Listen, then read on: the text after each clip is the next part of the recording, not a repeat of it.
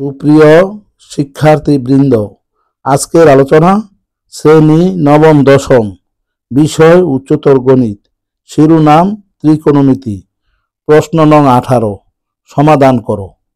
cot theta সমান -1 যখন theta এর মান 180 ডিগ্রি থেকে বড়, 360 ডিগ্রি থেকে ছোট, তাহলে প্রশ্নে দেওয়া তথ্য থেকে আমরা পাই cot থিটা ঋণাত্মক যেখানে থিটা এর মান 180 ডিগ্রি থেকে বড়, 360 ডিগ্রি থেকে ছোট। এখন প্রশ্নে দেওয়া তথ্য অনুসারে থিটা এর মান বের করতে হলে প্রথমে চতুর্ভাগ নিয়ে আলোচনা করতে হবে। লক্ষ্য করো, চিত্রে প্রথম চতুর্ভাগে অল পজিটিভ, তাহলে cot পজিটিভ হবে। দ্বিতীয় চতুর্ভাগে সাইন পজিটিভ, তাহলে cot নেগেটিভ হবে। তৃতীয় চতুর্ভাগে টেন পজিটিভ, তাহলে cot পজিটিভ হবে। চতুর্থ চতুর্ভাগে cos পজিটিভ, তাহলে cot নেগেটিভ হবে। যেহেতু থিটা এর মান 180 ডিগ্রি থেকে বড়, 360 ডিগ্রি থেকে ছোট এবং cot থিটা ঋণাত্মক, তাহলে এই থিটা কোণটি চতুর্থ চতুর্ভাগে অবস্থান করবে।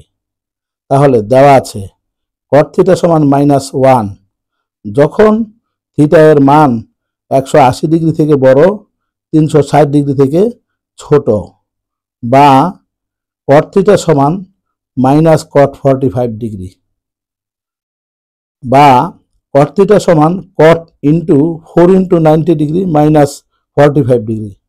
এখানে cot into 4 into 90 degree -45 degree এই কোণটি চতুর্থ চতুর্ভাগে অবস্থিত। এখন উভয় দিকে cot বর্জন করলে আমরা পাই থিটা সমান 360 ডিগ্রি -45 ডিগ্রি সমান 315 ডিগ্রি। আমরা জানি 1 ডিগ্রি সমান π/180 রেডিয়ান, তাহলে 315 ডিগ্রি সমান 315 ইন্টু π/180 রেডিয়ান।